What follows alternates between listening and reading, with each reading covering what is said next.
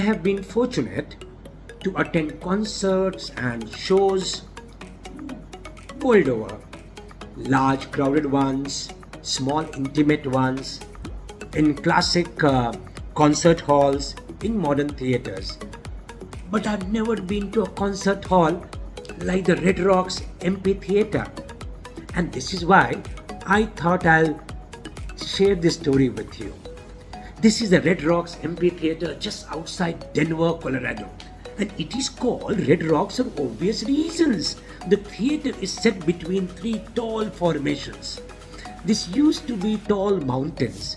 Then water and rocks gushed through these mountains for millions of years, carving ravines and gorges, and in this particular case, a theatre.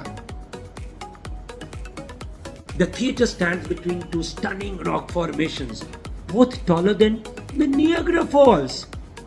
The two rocks are called Shiprock and the Creation Rock, and the 300 million year old acoustic are an absolute treat. Scottish opera singer Mary Garden once commented that she had not heard more perfect acoustics in any theatre in the world. So why did the storms, I wonder, why did the storms of millions of years spare these two rocks? And the third rock, aptly called the stage rock? Who did nature carve this perfect amphitheatre for? Or is it just the nature's way of hinting that whatever man can do, she can do way better? Close to the theatre, fossilized tracks of a 40-foot plesiosaur dinosaur have been discovered. Maybe this is where teen dinosaurs came to enjoy acid rock. Speaking of acid rock, Red Rocks is one of the favorite venues of Grateful Dead, having performed 20 times at this venue.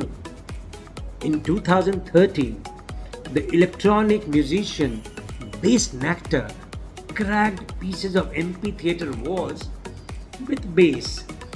What nature did not erode over millions of years of gushing water and stones, Bass Nectar did it with bass. After which, there are clear decibel guidelines.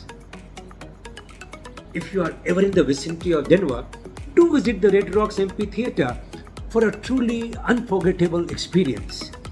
Before it was named Red Rock Amphitheatre, it was called Garden of Angels.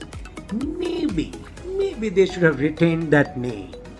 When you stand there, the place does gives you the feeling that angels and dinosaurs have stood there before you, listening to their music.